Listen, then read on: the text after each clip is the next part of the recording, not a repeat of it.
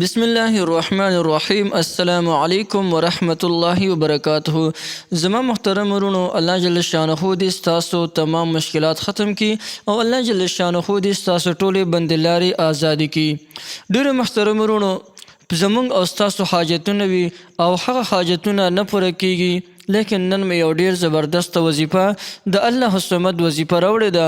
دا وظیفه چې هر یو کس کوي، الله جل جلاله به بندې لارې روانې کړي او الله جل شانه به هر قسم مشکل آسان کړي او الله جل شانه به هر قسم حاجت پوره کړي. سمپل یو ډېره زیاته آسانه وظیفه ده الله الصمد. دین علاوه که د چا اولاد نه کیږي، د اولاد دپاره دی الله الصمد دا وظیفه رونیسي، انشاءالله الله جل شانه ورته نیکمرغه صالح اولاد ورکي.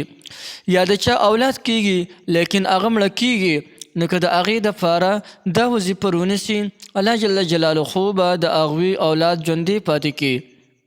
دین علاوه د چا نوکری نشته، نو که د نوکری دپاره هم د الله الصمد دا وظیفه دا رونیسي، الله جل شانه به والا د عزت والا روزګار هم ورکي.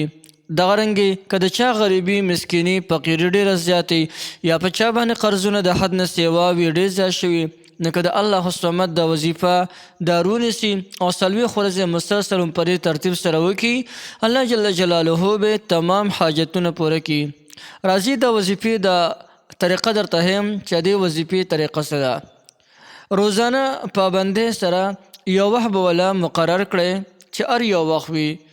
ښه خبره دا ده چې د ماسخوتن د لمانځه نه پس په یو ځانله ځای کې کښېني، په توجه سره د الله الصمد وظیفه کې روزانه پابندۍ سره دغه ذکر الله الصمد ذکر 3125 کرته به وایي، 3125 کرت، 3125 کرته. دا به روزانه وایي تر دا 40 ورځې پورې.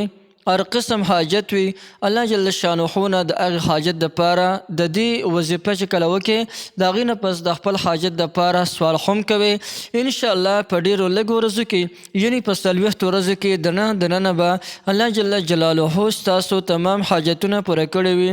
چاهې که په تاسو باندې قرضونه وي، یا ستاسو نور مشکلات وي، یا ستاسو لارې بندې وي، یا په هر یو کار کې ستاسو خیر او برکت نه وي، یا تاسو ته چې دی هغه نوکریان نه ملاویږي، یا ستاسو رشتې نشته، ان تر دې چې د هر یو حاجت دپاره دا وظیفه ډېره زیاته پرتاثیر وظیفه ده او ډېر لوی په دغه ترتیب سره چې وکړې ډېر لوی اثر لري.